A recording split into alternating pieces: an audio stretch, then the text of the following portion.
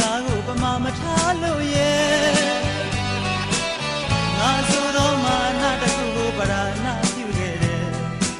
မြေတာကယူနာရင်မပိုက်လို့အမေရိုက်တဲ့ဝေဒနာကလေးကိုပြေစရာပဲစိတ်မရှိသလိုပဲအခုတော့တကယ်ပါမေရဲ့အတွေ့ရမဲ့တဲ့သားကိုအုတ်ကြားမြတ်ပေါက်လူမရဲ့လို့မြင်သူတစ်တိုက်ကပြောကြပြီမေရဲ့မထီလောကကြီးရဲ့တော့ကပင်လေကြောမှကျွန်တော်ဘဝမျိုးရတော့မယ်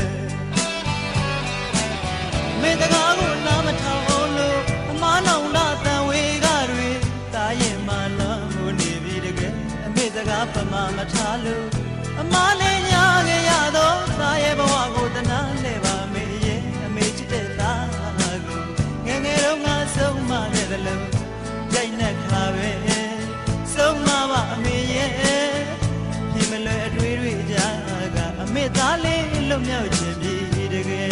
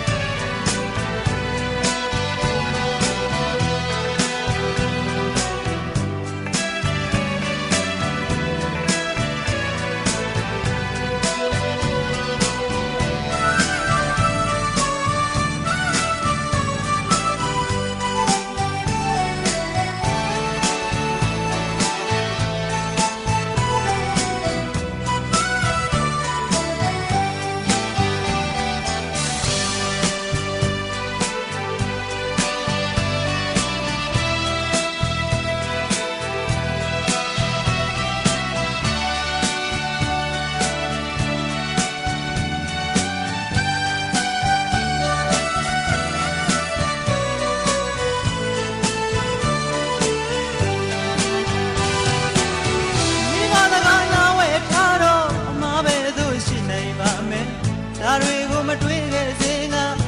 သားရဲ့ဒီနေရာမသွားနဲ့အမေစကားကိုပမာမထားလို့ရဲ့ငါဆိုတော့မှနာတခုကိုပရာနာပြုခဲ့တယ်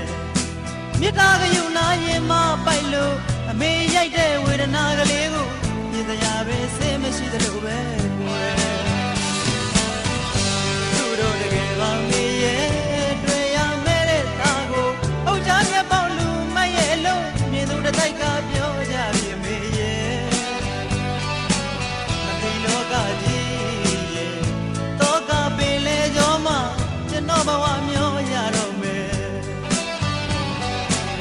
မေတကားကိုနားမထောင်ဘူးလို့အမားနောင်လာတန်ဝေကတွေတာရင်မှလွမ်းမှုနေပြီတကယ်အမေတကားပမာမထားလို့အမားလည်းညာခဲ့ရတော့တာရဲ့ဘဝကိုတနာခဲ့ပါမေရဲ့အမေချစ်တဲ့သား